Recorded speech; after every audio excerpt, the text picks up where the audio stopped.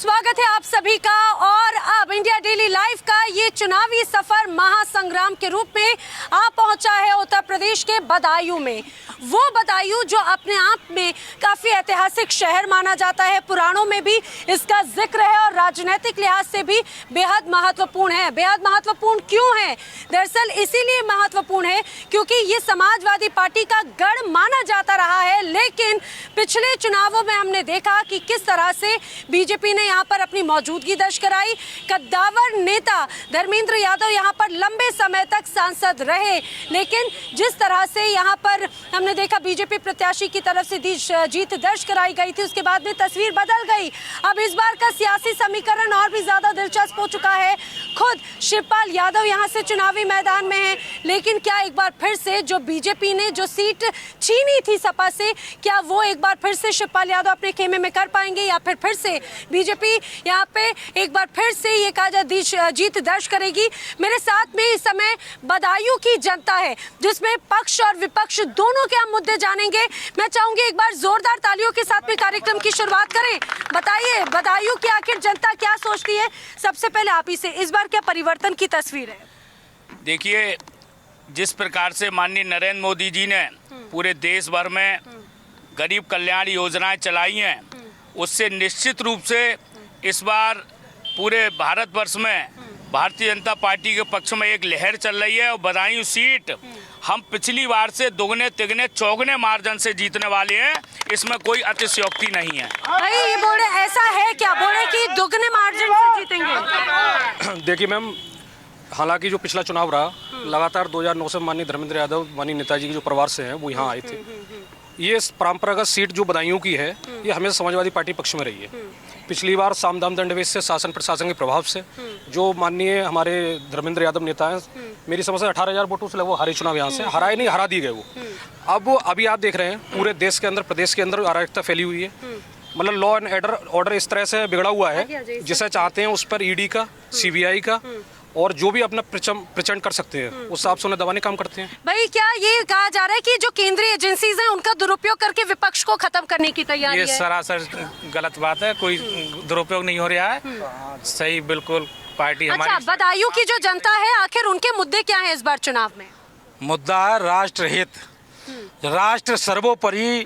Bharatiya Janata party के अलावा अन्य दल कोई इस बारे में सोचता भी नहीं है। नहीं सोचता। भारत माता के लिए केवल समर्पित है तो समर्पित है भारतीय जनता पार्टी और नरेंद्र मोदी, भारत माता का लाल, जिसने जब से गद्दी संभाली है तब से लेकर आज तक एक दिन छुट्टी भी नहीं ली। ऐसा प्रधानमंत्री भारत को मिला। ये भारत का नेता नहीं, पूरे विश्व का नेता है नरेंद्र मोदी। ऐसा है दरअसल मैम, जो भाई साहब कह रहे हैं, जो बड़े भाई ने कहा भी, क्या कहते हैं, पूरे देश में माननीय नरेंद्र मोदी जी, ये बात अच्छी है, बहुत अच्छे वक्ता है वो। मतलब उनके वक्ता होने में कोई शक नहीं, बहुत अच्छा बोलते हैं। लेकिन अभी आपने थोड़े दिनों पहले देखा होगा जो इलेक्टोरल बॉन्ड का जो मामला आ रहा है, उसमें पहले माननीय अमित शाह जी ने, देश के जो गृह मंत्री, उन्होंने कहा था एक मीडिया चैनल पर कि हमारा, शायद उन्होंने बताया था कुछ 1000 करोड़ रुपए बताया इलेक्ट्रॉन बॉन्ड के माध्यम से हमारी पार्टी के लिए मिला है। बीजेपी ऐसी पार्टी। लेकिन इलेक्टोरल बॉन्ड की बात होगी, आप, मैं उधर की तरफ जाऊँ, इधर बताइए, आप किसी पार्टी के समर्थक है क्या या आम व्यक्ति है? मुलायम सिंह यादव। आम व्यक्ति क्या करते हो आप? हम पेंट का काम करते हैं सर। पेंटिंग का काम करते हैं। भाई यहाँ का जो आम वोटर है उसका मुद्दा क्या है चुनाव में? ये तो सब टाइम आ रहा है, वही बताएंगे। नहीं पता, अभी नहीं मालूम भाई। ये देखिए, अच्छा मैं महिलाओं के तौर पे बात करूं, आप बताइए यहाँ पे जो महिलाएं हैं वो क्या सोचती है, महिला वोटर्स के क्या मुद्दे हैं? देखिए, पहली बात तो मैं आपसे ये बात कहना चाहूंगी, एक अंतरा सुनाऊंगी मैं। वतन की जो हालत बताने लगेंगे तो पत्थर भी आंसू बहाने लगेंगे। किसी कोने में खो गई इंसानियत उसे ढूंढने में जमाने लगेंगे। उठो देशवासियों, उठो देशवासियों, इस देश को बचा लो। उठो देशवासियों, इस देश को बचा लो, नहीं तो ये भाजपाई कुर्सियों को खाने लगेंगे।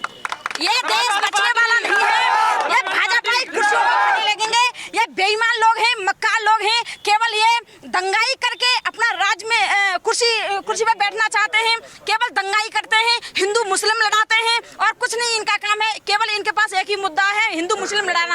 और देखिए सुनो, अगर महिलाओं की अगर आप बात करती हो तो आज नारी की अश्लीलता खुले चौराहे पर लुट रही है। देश का राजा बैठा बैठा आराम कर रहा है, मानो जिसको देश की कोई चिंता ही ना हो, कोई फिक्र ही ना हो।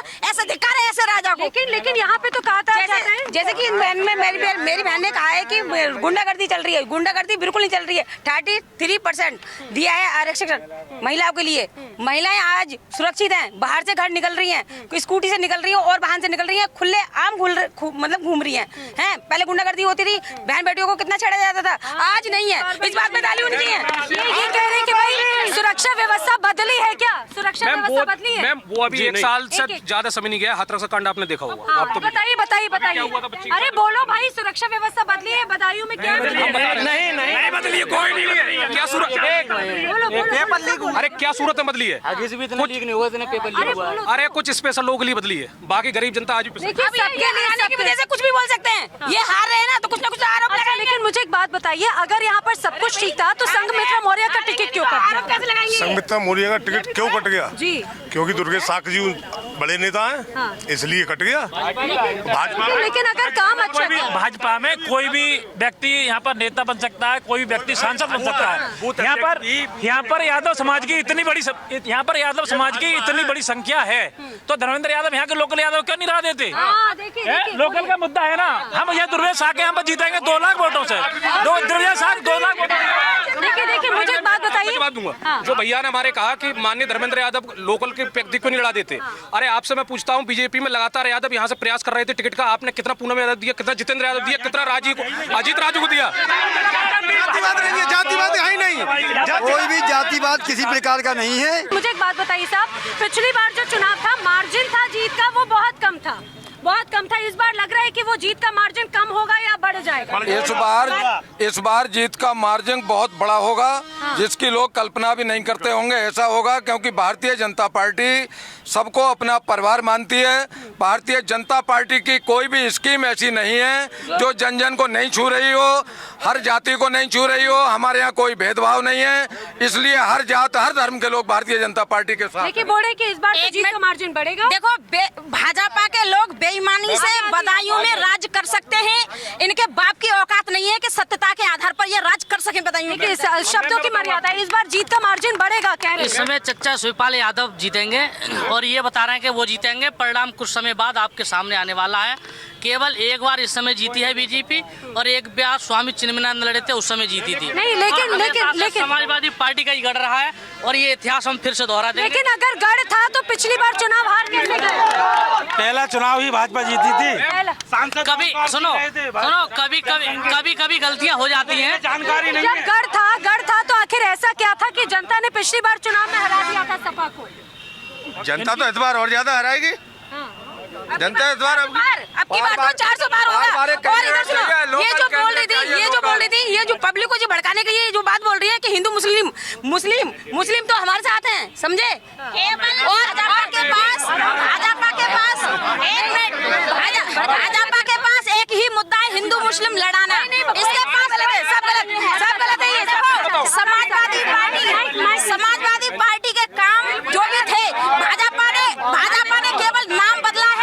अब की बार ये हार रहे हैं ना, तो कुछ ना। एक मिनट इस बार 400 पार, अगली बार 507।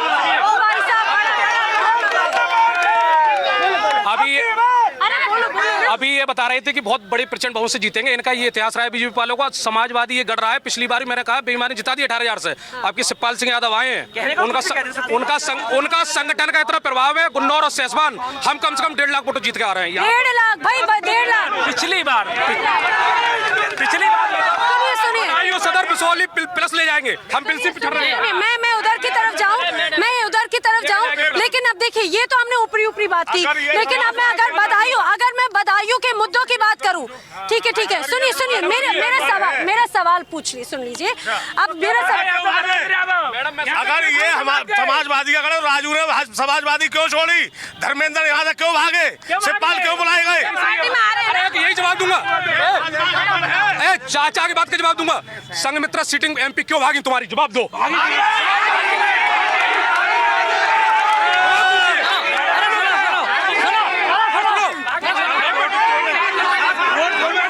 वो हमारा धर्मेंद्र यादव के सगे चाचा शिवपाल सिंह आए हैं, आगे नहीं हो।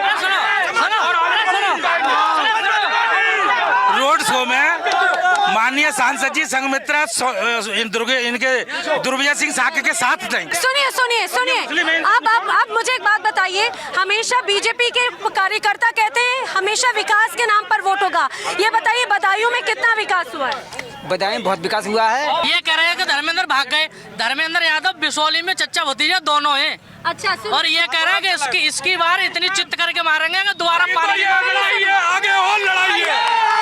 सुनिए मुद्दों की बात, भाई बोल रहे हैं कि भाई विकास हुआ है। सुनिए सुनिए, विकास 4 लेन कितने गिरा दूं आपको, लिख के दूं? मेडिकल कॉलेज बदायूं माननीय समाजवादी मेडिकल कॉलेज माननीय धर्मेंद्र यादव की कोई एक रोड बताओ जो डलाओ बिसौली के अंदर, कोई एक रोड।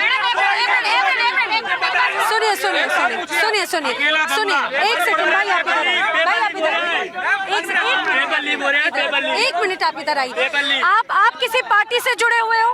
बीजेपी से जुड़े हो? तभी तभी तभी अरे भाई हाथ तो छोड़ दो भाई, हाथ नहीं। सुनिए सुनिए, विकास की बात, विकास की बात। सबसे बड़ा विकास का यहाँ पे है गंगा एक्सप्रेस वे, इस समय बनना ये सबसे बड़ा विकास का मुद्दा है। इसके आगे सब 93 किलोमीटर बदायूं होकर जा रहा है और 596 किलोमीटर का ये express way, Ganga express way जो बन रहा है, किसने बनवाया? माननीय मोदी जी ने, और उसमें बदायूं की सहभागिता सबसे ज्यादा है। 95 किलोमीटर बदायूं से होकर निकल रहा है। जन्म से लेकर आदमी के अंतिम संस्कार तक भारतीय जनता पार्टी मदद कर रही है हर क्षेत्र में। और महिलाओं के लिए सबसे अच्छे मोदी जी है, तो मोदी जी के साथ 50% महिलाएं। जो आदरणीय अध्यक्ष जी ने जो बात बताई, मैं आपकी बात का सम्मान रखती हूँ। सुन लो, उनकी बात का सम्मान रखती हूँ। मैं कहना चाहूंगा पूरे उत्तर प्रदेश के अंदर अरे सुन लो यार, पूरे उत्तर प्रदेश के अंदर बदायूं छोड़ दीजिए आप। समाजवादी पार्टी जब सरकार थी, मेडिकल कॉलेज समाजवादी सरकार ने दिए, आपका यमुना एक्सप्रेस वे वो जितने वो बने थे, आगरा एक्सप्रेस जो वहां से जोड़ते हैं, आपका गाजीपुर से जो जोड़ा, मेरठ से वहां तक जोड़ा था, उससे पहले जोड़ा जो वहां से पड़वाया है आपका। ऐसा नहीं है कि काम नहीं हुआ, लेकिन ऐसा भी नहीं है कि काम हुआ। उनका कहना है कि भाई अपने बच्चों को स्कूल में पढ़ाने के लिए उन्हें दूर भेजना पड़ता है। बिसौली की जनता के भी पास में यहाँ पे अच्छा मैं आपको अवगत कराना चाहता हूँ, अब से पूर्व की जो सरकारें थी, उन सरकारों में बेसिक शिक्षा के जो स्कूल हुआ करते थे, उसमें या तो कंडे पटा करते थे या भैंसा बंधा करती थी। लेकिन जब से उत्तर प्रदेश में योगी जी की सरकार आई है, आप देखिए पूरे प्रदेशों के जो भी बेसिक शिक्षा के स्कूल्स हैं, उनका कायाकल्प हुआ है। निश्चित रूप से फ्री शिक्षा, फ्री कॉपी किताब, फ्री जूते मोजे, सारी चीजें सरकार फ्री में उपलब्ध करा रही है। और हायर एजुकेशन के विषय में भी हमारे क्षेत्र में कई स्कूल्स वगैरह भी माननीय सांसद जी के प्रयासों से इतनी सड़कें यहाँ पर बनी है। और नवोदय विद्यालय 76 करोड़ रुपए की लागत से इसी विधानसभा देखिए कई उन्होंने कई बड़ी बातें बताई। सुनिए सरकार ने, हमारी सरकार ने जवाहर नवोदय विद्यालय सीकरी में प्रस्तावित तो तैयार है। शिक्षा क्षेत्र में आमूल चूल देखिए सुनिए भाई ने, इन्होंने 5 नहीं बल्कि कई मुद्दे बता दिए आखिर बीजेपी के पक्ष में। आप ये बताइए, सुनो कि यहाँ पे आखिर जनता समाजवादी पार्टी को वोट क्यों देगी 5 वजह? बता रहा हूँ मैम। एक तो किसी को स्कूल नहीं मिला, एक तो अभी ध्रुवीकरण की राजनीति चल रही, सबसे मेन मुद्दा है। आप थाने कोतवाली जाए, तहसील जाए, शकल देख के देखा जाएगा आप कौन है, आपके पीछे क्या लिखा हुआ है। भेदभाव होता है, सबसे बड़ा मुद्दा है, ये टाल नहीं सकते, ये हम भुगतोगे, हम भुगतोगे। और सुनिए दूसरी क्या चीज है, आप सुनिए, अरे बड़ा सबसे ज्यादा प्रधानमंत्री आवास किसी की जाति देख कर नहीं मैम सुनिए, आज मैम सुनिए आप, अरे ये मैम अपनी बात रख रहे हैं भैया, लेकिन आप ये देखिए पेट्रोल का भाव क्या जा रहा है। बड़े बड़े हवाई बातें करती, पेट्रोल कहाँ है आज, सिलेंडर कहाँ है आपका? मैं बताता हूँ, इसलिए देना चाहिए।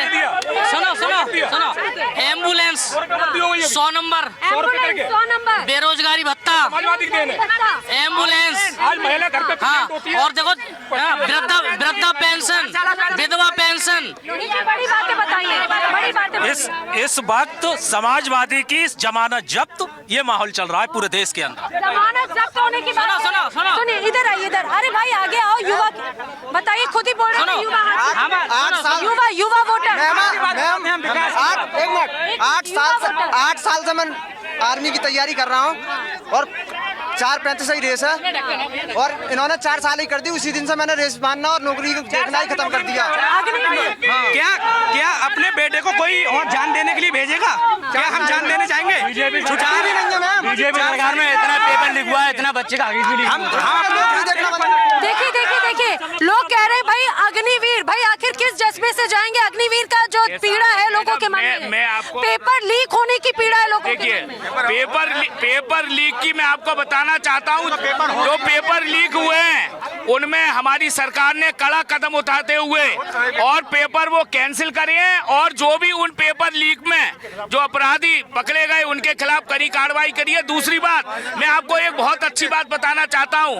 इस बदायूं जनपद में 1947 के बाद से 2016 तक 9057 ट्यूबवेल के कनेक्शन हुआ करते थे। देखिए एक्शन, एक सेकंड, अरे पेपर लीक भाई, पेपर लीक पे एक्शन हो रहा है। सब राजनीति है इनकी मैम, सब राजनीति है इनकी सब राजनीति है।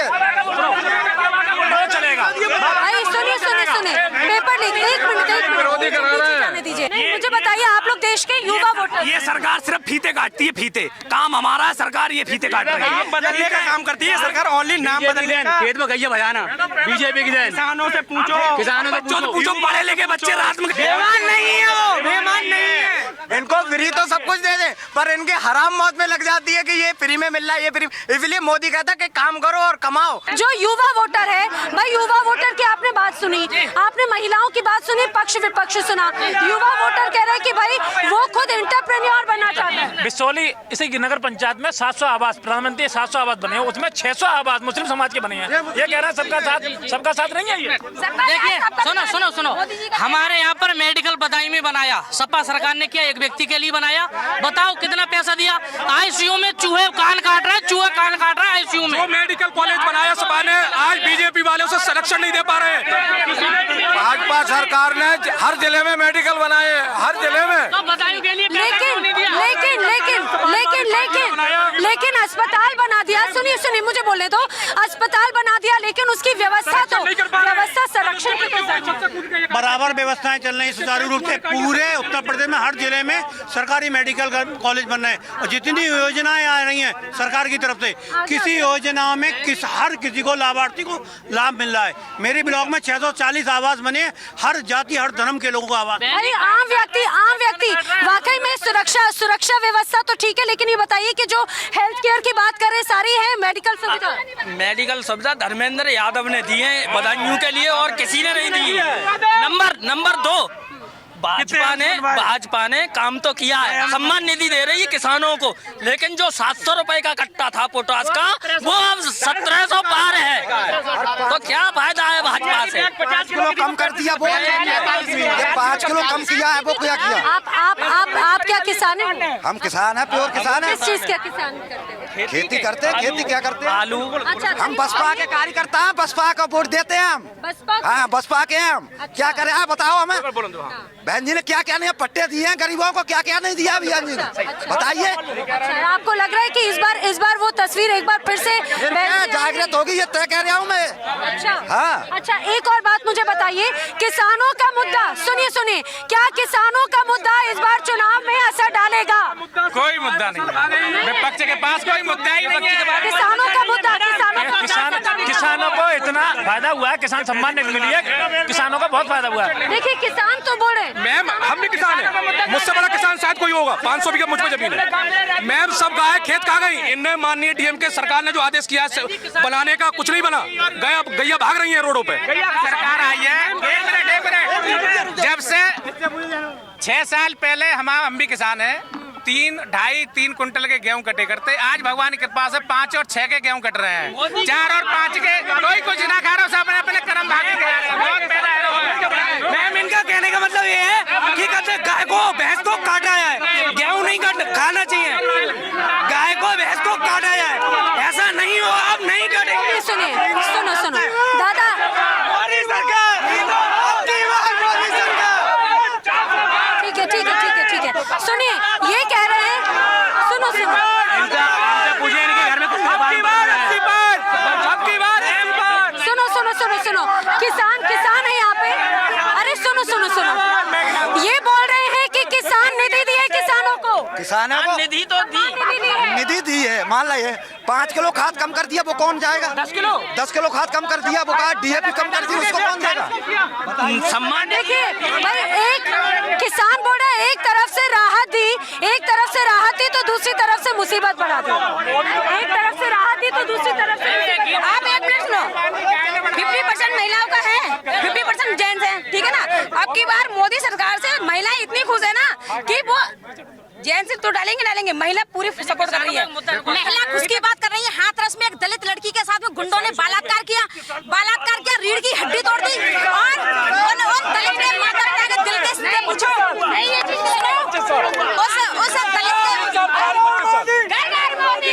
दलित लड़की ने माता पिता के दिल से पूछो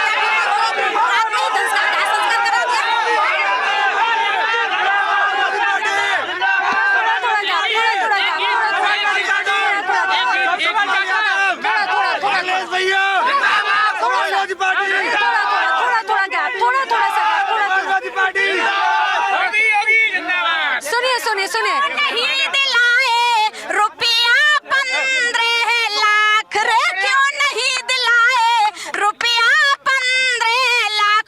झूठ बोल कर मोदी ने, झूठ बोल कर योगी ने जीवन कर दिया ख्वार, क्यों नहीं?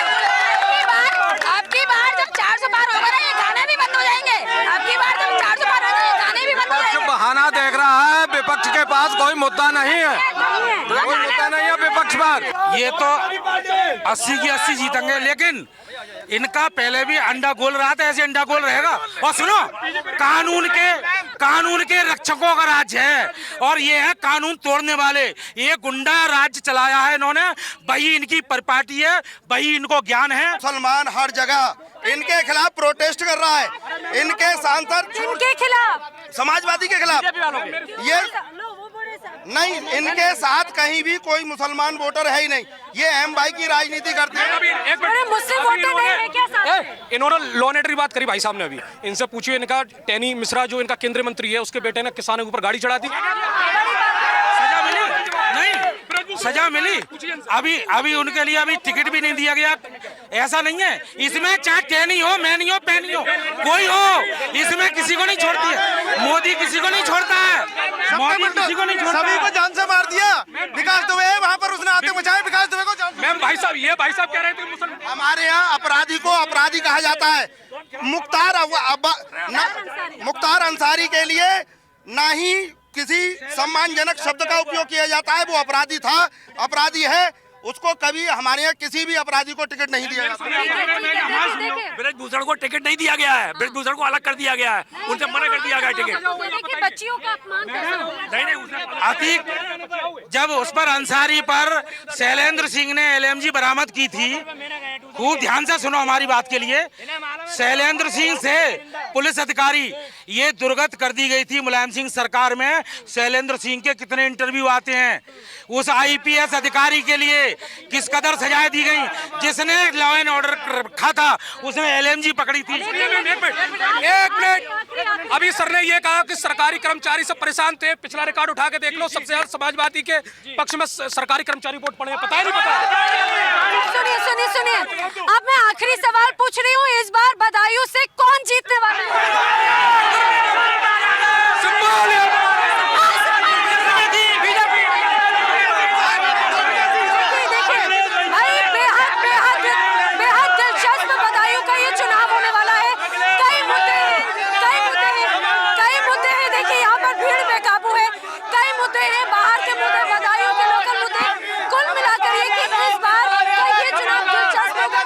शिवपाल यादव चुनावी मैदान में